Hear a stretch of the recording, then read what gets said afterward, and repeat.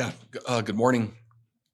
In regards to our UTEP game, again, gratifying and really excited for our team, for the young people in our program, coaches and families, the community, and just Utah State football. I was encouraged by the quality of football. I would say the base level of consistency and coordination, and how the plans held for um, for the first game. Certainly improvements to make, but encouraged for sure. I think lots to build on. The team's excited. I'm excited. We're encouraged and we're optimistic about our future and look forward to the upcoming week. A great opportunity. And so, with that, I'll take questions. I wanted to ask about Okay, coach. Over here. Sorry. Got the talking stick. Yeah, sorry.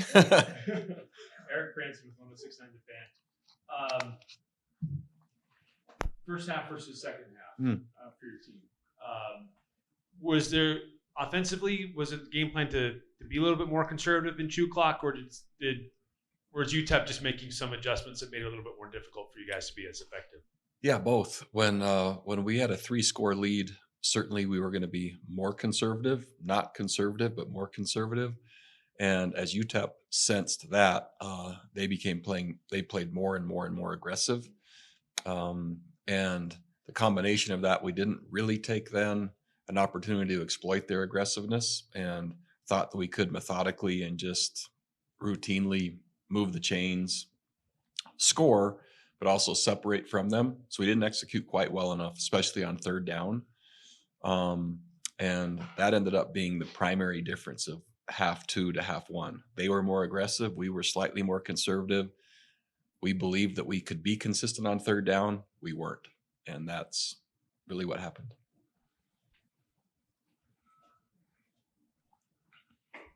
Okay, I'll try this again. Yeah. Because I want to ask about the offensive line. I give up like 6 sacks, Yep. like 12 or 13 pressures. But looking back, a few of those sacks just seemed like it wasn't so much just beating the guy in front of you. It seemed like a lot of those just missed a guy that was coming that you didn't expect. It's like, what's your thoughts on the offensive line versus their ability to just beat the guy in front of them, and how much those issues were just scheme-wise, just not recognizing that? The sacks that came were multifaceted and really about there's all different kinds of ways the quarterback gets sacked. Sometimes it's timing, rhythm, and decision making by the quarterback, and so we had some of that. Sometimes it's communication between the offensive front. We had some of that. Sometimes it's the coordination between the front and the running back. We had some of that. And sometimes it's just technical, where someone does beat us and the ball's not delivered in time. And so each of those manifest at some level, and great feedback for us, things we can certainly work on. And there was enough of each of those where I can't say it's any one thing, but certainly an area to improve.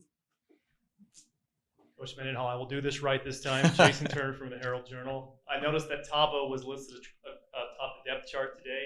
How big of a piece is he to your team, and what are the odds that he'll be good to go on Saturday?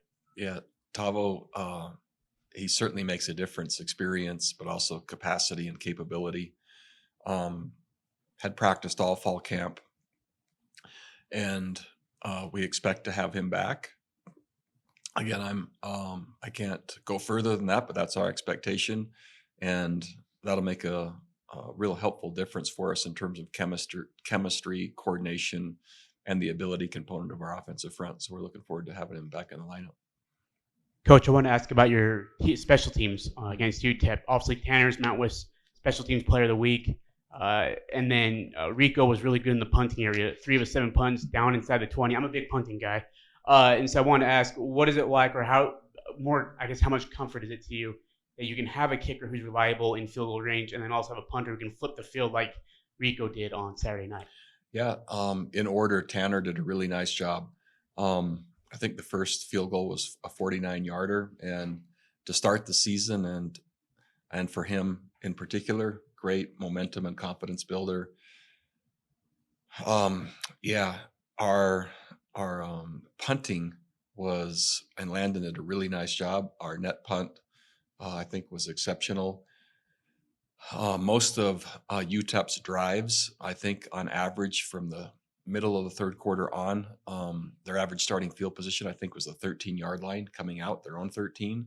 So we were playing complementary football. While we weren't picking up third downs, we were punting and pinning, and we were playing good defense. So there was a complementary approach to how we were playing, which ended up yielding the win. We would have loved to have more third down conversions, but Landon's punting was really helpful in just terms of how we finished the game. And I would actually add Zach in terms of our kickoffs, other than the first that was out of bounds, which I think is, and when you come home off a mission and you put on the pads and it's your first home football game and the first college game, I probably would have kicked it out of bounds too. And then he did a really nice job. He recovered fast. I don't think we got to ask after the game, but Anthony Garcia moving to wide receiver. Obviously, I've got lesson to do that. That seemed to be one of the things you kind of hit from everyone is that you're going to move him there. Let's talk about his performance there starting at receiver. Yeah, Anthony did a really nice job. We've had some injuries at receiver. Anthony's a really good athlete. That doesn't mean that he'll exclusively play receiver. We like him at quarterback also. However, in the meantime, and this philosophy really goes all the way back to Taysom Hill at BYU. While he was our quarterback, if there would have been another viable option at quarterback that where it was close, we certainly would have used Taysom elsewhere. The Saints are currently, well, he's played about every position for them. At the University of Virginia, we loved having our backup quarterbacks while they were competing and while they were the understudy. We loved them to participate at other positions. And so it's just philosophically, it's way more fun to play than watch. And I think you can actually learn to play the position of quarterback while playing another position. And I think you're more integrated in the offense. So yeah, AG is just a great candidate for that for us. You mentioned on Saturday, Coach, that 9 different guys played in the defensive trenches. We noticed they were rotating in and out constantly. So how good are you feeling about the depth of that position right now, playing 9 guys in game 1? Really nice, a nice luxury to have where we think there's that number of players that can contribute. It allows us to be more fresh, but also more physical, more intense. And competition makes really everyone a better coach or leader because there's an inherent drive not only each individual has, but really it drives the way that our team trains and practices, literally, because that depth could change daily based on performance. So that number of players is really elevating the performance of the group, which I think is good for everybody. Coach, a chance to go to Texas, the state of Texas. I like Texas. There's usually a number of players on the roster from that state. There's a variety of different connections there. Just your comments about getting into Texas, its importance for recruiting and the opportunity to go into an atmosphere like Texas A&M. Yeah, really excited about the opportunity. College football is awesome. There's lots of pageantry, lots of excitement, lots of history. Ultimately, you play football, and our focus will be on that. The state itself, we are recruiting Texas. We have some players on our roster that have Texas ties, and so we intend to recruit.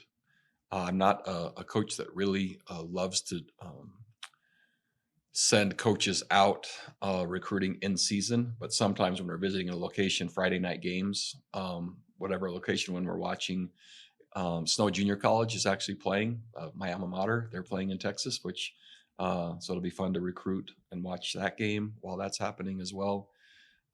So lots of different things happening. Ultimately, besides recruiting, besides playing at Texas A&M, it's a football game, and my specialty is kind of blocking out all the noise and just grinding on the day-to-day. So I found that I haven't really had to promote or acknowledge the excitement about the game and where we might be going. If anything, I'm the exact opposite, and the rest of it kind of takes care of itself. Coach, I wanted to ask about Texas A&M. Obviously, the game you got coming up. About their team against UTSA, they gave up a lot of rushing yards, I think 203. Their starting running back had like 177. This is an issue for Texas A&M last year. Is that something you feel like you can attack with this team? Obviously, it's hard to attack any SEC team, but is that something you feel like you maybe exploit? You know, you always look for relative points of reference or realistic points of reference.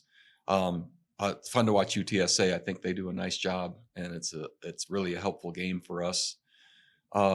Like their plan, they did a really nice job. Obviously, the game went Texas A&M's way, but it was very competitive for a long time. And so anytime you play an opponent, you look for what worked and see if you could replicate, see if those matchups might be similar. And then knowing the opponent's looking at the same thing, working to address maybe any things that they could have done better. So not our style isn't exactly the same as UTSA's, but you look for concepts, you look for things that might be helpful, and that's what we'll do. And looking at the quarterbacks, as a kid who was a freshman last year, had some room to grow. I don't know if you watched him a ton last year, but looking at this year's game, what have you seen from him where he's maybe taking some steps forward? Yeah, dynamic football player, fast decision maker, good arm strength, mobile, and yeah, I think their future is really bright. He's going to grow and progress as he is and already has. So yeah, I think he's going to be a really good player. It'll be trickier for you with him where like Malachi Nelson wasn't really much of a runner as far as scrambling. Reed's going to be a lot like how much more of a challenge is going to be defending. Yeah, it's significant. It always costs an extra defensive number when a quarterback can run. It's really our preference as well to have a dual threat quarterback because of the numbers and how that changes when the quarterback can run and throw. And so I think it's wise that Texas A&M has him and is playing him, and it makes it more challenging defensively for sure. And then as far as Texas A&M's own run game, did it surprise you kind of how little they ran it against UTSA, where they were a pretty good run team last year and then didn't really? I think Le'Veon lost like 5 or so carries. UTSA played really good run defense. They did a super nice job. And because of that, right, the perimeter was a little more susceptible. And right, each team takes their own approach defensively. UTSA made an emphasis to play the run really well, and they did. And sometimes that comes at the expense of maybe a big play or two through the throw game. And so you balance it the best you can. But I think most really good offenses, regardless of what patch they're wearing conference-wise or what their tradition is, they still have to play football and they still match up to the schemes they see. And no matter how good a team, if they're giving you something, then you take what they're giving you rather than just, run into the strength of maybe a defensive approach. So I think that's what they did. Coach, I want to ask you about Kyle Field. They had the 6th largest crowd ever against UTSA to attend that game. 12 minutes, obviously a big one of the toughest places to play in the country. How do you guys try to simulate getting ready to play in a place of 100 and something thousand in a place that loud? Yeah, you really can't. So you acknowledge it, the brutal fact that it's going to be loud. There's going to be lots of people. And then you just go play the game. So crowd noise, sometimes having that during practice helps. The excitement is just part of it. Again, I'm just really process oriented. So we've acknowledged it. We'll continue to acknowledge it, but not overemphasize it. And we'll just go play football. Coach, they have a lot of guys back on defense, 8 returning starters, I want to say. How tough are they in the secondary with guys like Leash, Chappell, and Ratcliffe? And what else about their defense that really flashes to you when you see them on film? Just really well coordinated and really well coached. So there's a rhyme and a reason and a method for what they're doing and why. They have good personnel to do it with. And it's a proven system with lots of success at a historic place that is able to attract good talent, which is all just a great challenge. And so lots of pieces in place for them to play well. Last question for me, Coach. Just had the opportunity just spending a lot of time just observing your sideline in game one. And interesting to note how you normally are 20, 25 yards separated from your assistants and position coaches. Why is that? And besides assessing the players on the field, you're also looking at how well your coaches did in game one here at Utah State. Yeah. As a defensive play caller, and this started when we were defending and playing option football, I always found that I could see much better away from my staff and almost as if I was standing behind the team looking at it this way. And so I see more clearly. My feedback is more accurate than I'm able to give. And I'm able to focus at a higher level. Again, I have a headset on, so I don't have to be right next to anyone to say what I think or what I'd like to have done. But I'm more accurate. You're never as accurate as after the game when you see the film, never as accurate as from the press box. But on the field, the next most accurate for me is when I'm removed. And so that's the way I prefer to do it. In terms of our coaching staff, just really, I thought our team was very well prepared offensively, defensively, and special teams. I think there were some nice adaptations as well. Again, even though Offensively, we didn't pull away in the second half, which was our intent, and kind of stalled. Defensively and special teams wise, we compensated for that, which I call complementary football. And so that allowed us to not take unnecessary chances offensively, rely on field position and the defense to then seal the game, which is we did.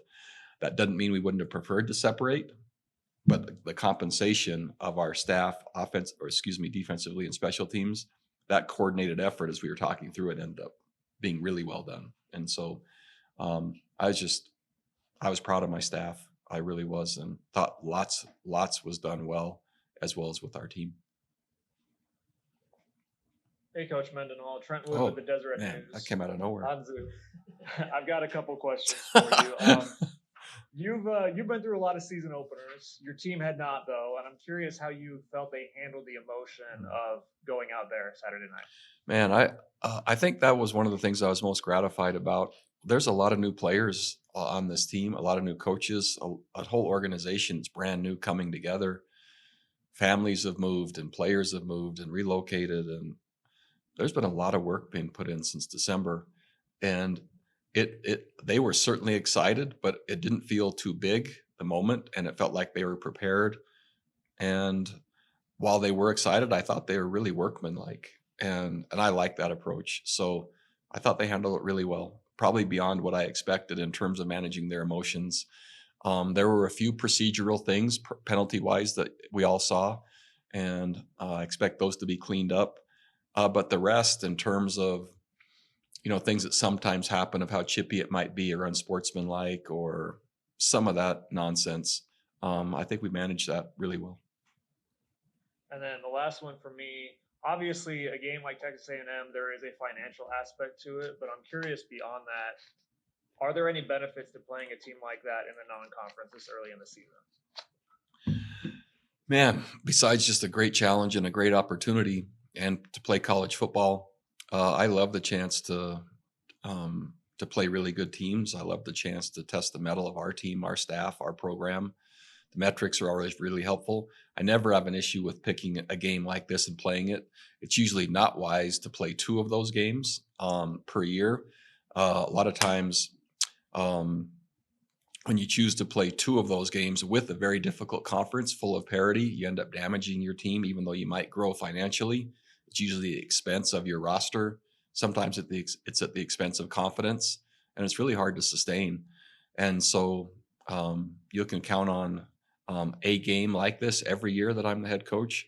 I'd prefer not to play 2. I've inherited some, when you take over programs, sometimes games are scheduled like 5 years out, but I would advise against playing 2 of those games. And then, all right, again, the focus is to win the conference championship. And again, I'm not talking about it being afraid or not talking about conceding a victory. I'm just talking about the travel, managing the roster, and having your best chance to win the conference. And so that's the perspective I'm putting it in. Hey, Coach Patrick Mayhorn from the Ag Ship. I'd like to ask about William Holmes on the defensive line. He's a true sophomore, but a little bit of a unique sophomore in that he's been a professional athlete before on the baseball side. How has that helped him in knowing how to prepare, knowing how to carry himself? Yeah, Will is a really fun player to work with as he's learning the game of football and transitioning from baseball.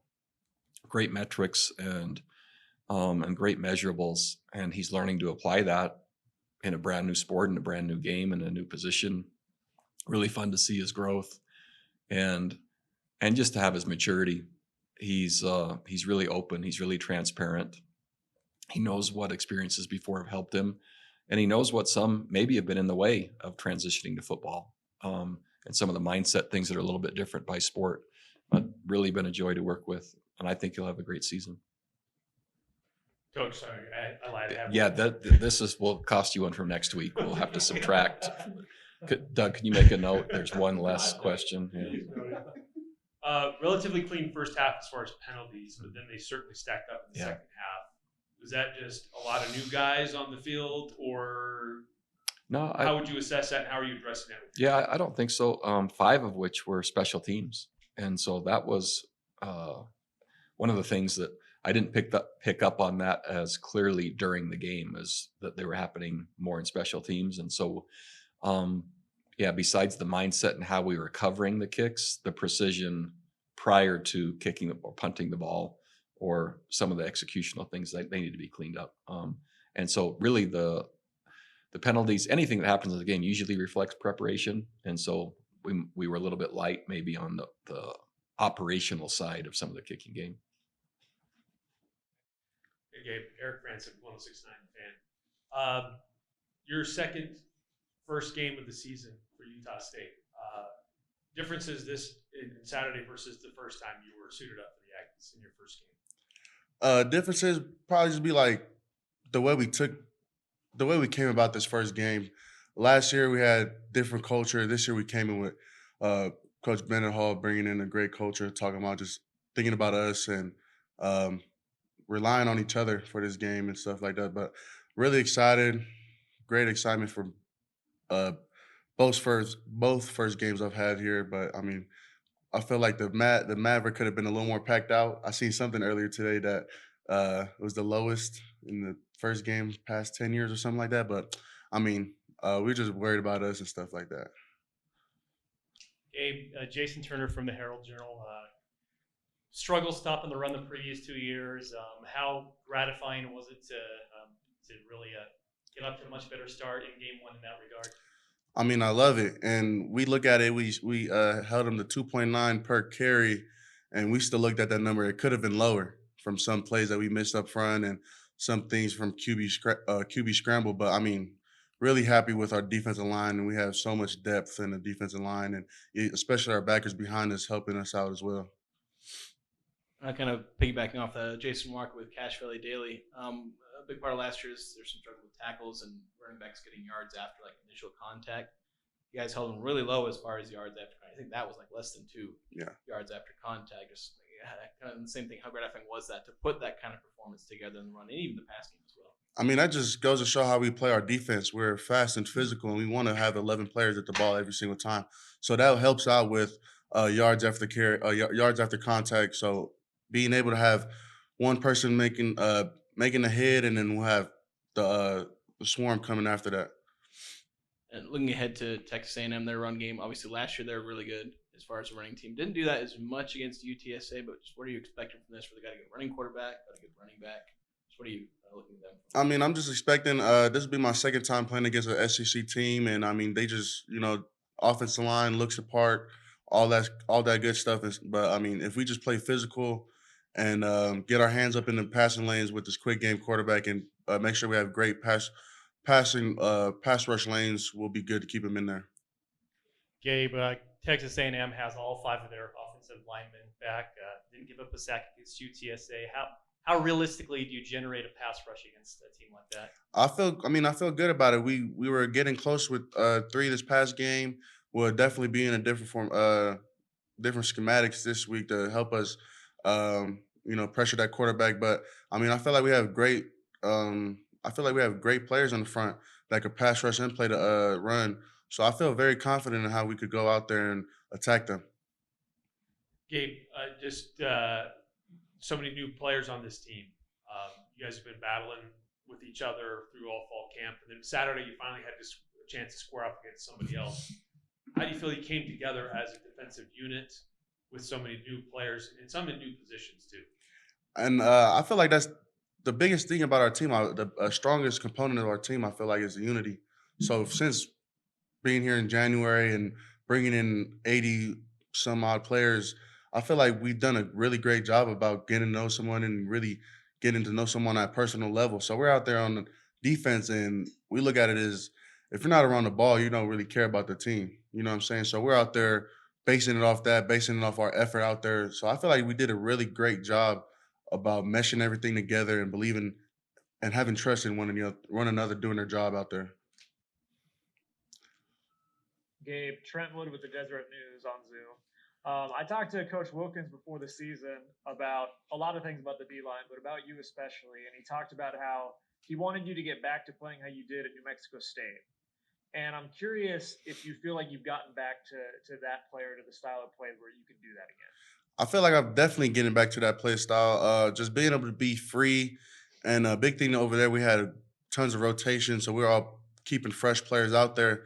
Last year I was playing, more snaps than not, and but I'm definitely feeling great. I'm back in a different position, head up nose mostly, and I've just bought into it. And Coach Wilkins had helped tremendously in bringing in new players to keep me going and having some competition in that room. Jake, Eric Franson with 106.9 The Fan, and I'll ask you the same question I asked Gabe. Just first game in the MAV with wearing an Aggie jersey.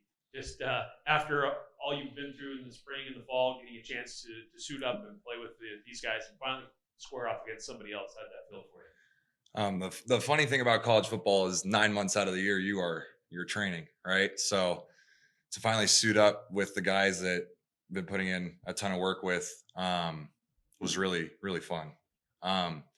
Like Gabe said, the unity of our team is second to none, and it's because we go through hard things together. So it was great. It was great.